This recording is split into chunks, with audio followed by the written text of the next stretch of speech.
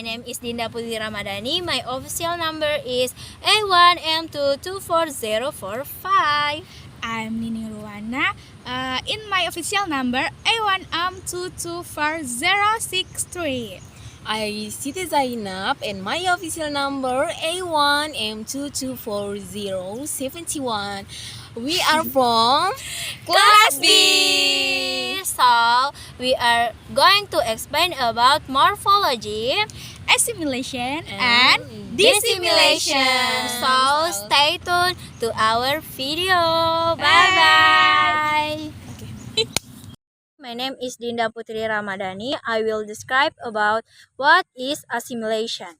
So, what is assimilation? Assimilation is when one sound changes to become more like the sound next to it. Why? Simple to make it easier and smoother to say.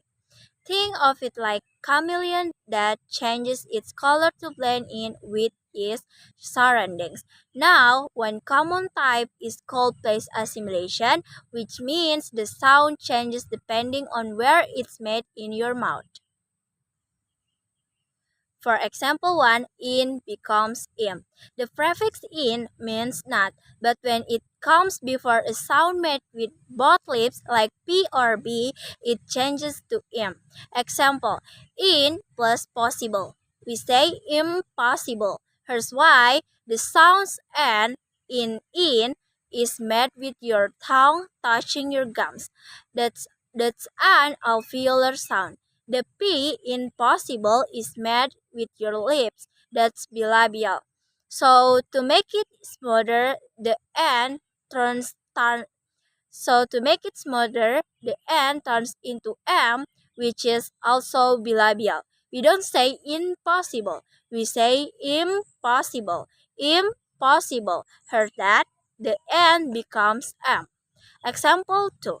In becomes ill. The prefix in also changes to ill when the next word starts with E. Example, in plus legal. We say illegal. What happens here? The N sound blends with the E sound right after it, so it's easier to say. We don't say illegal, we say illegal. Illegal.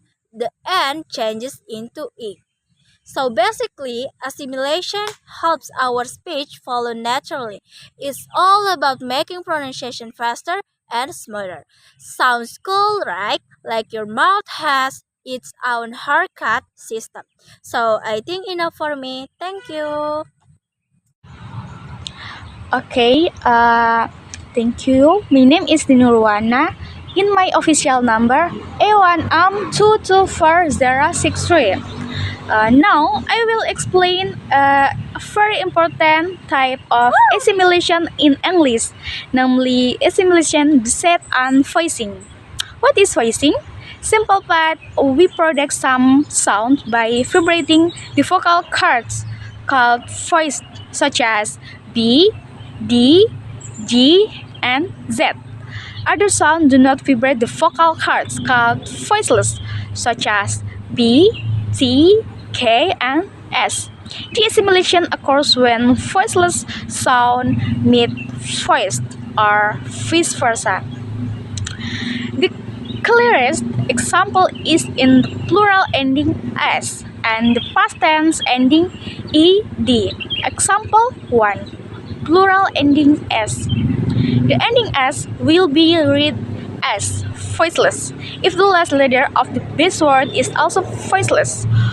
However, it will be read as Z, voiced, if the last letter of the base word is voiced.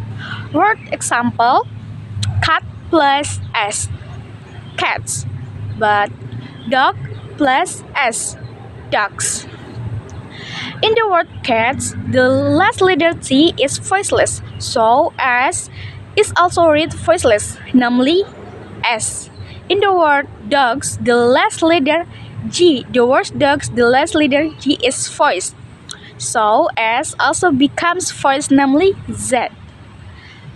Listen carefully. The first cats pronounced cats with a hissing S at the end. The second dogs pronounced Dogs with a trailing Z at the ends, cats, dogs. Example 2, past and ending ed. The same rule applies to ed, read, t, voiceless. After a voiceless sound on read, t, voiced. After a voice sound, example word, walk plus ed, walk, but jog plus ed, jogged. In walk, the last letter K is voiceless, so ed is read like T. In jog, the last letter G is voiced, so ed is read like D. We don't read walked. The correct thing is walked. Pronounce it walked.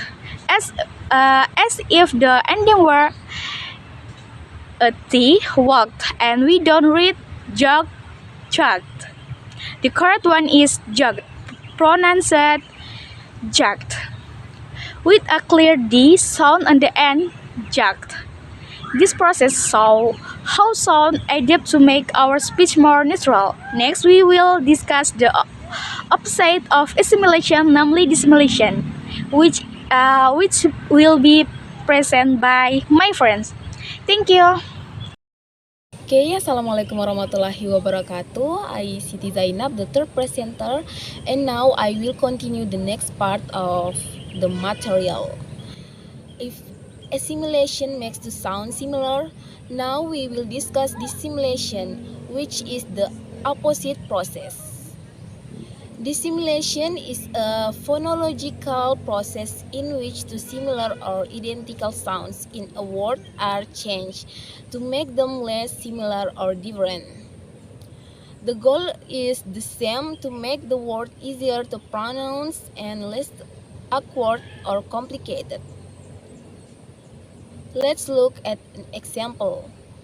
The first example, the sound S and Z. Both S and Z have the same tongue position. The tip of the tongue is close to the upper teeth, but it doesn't touch them.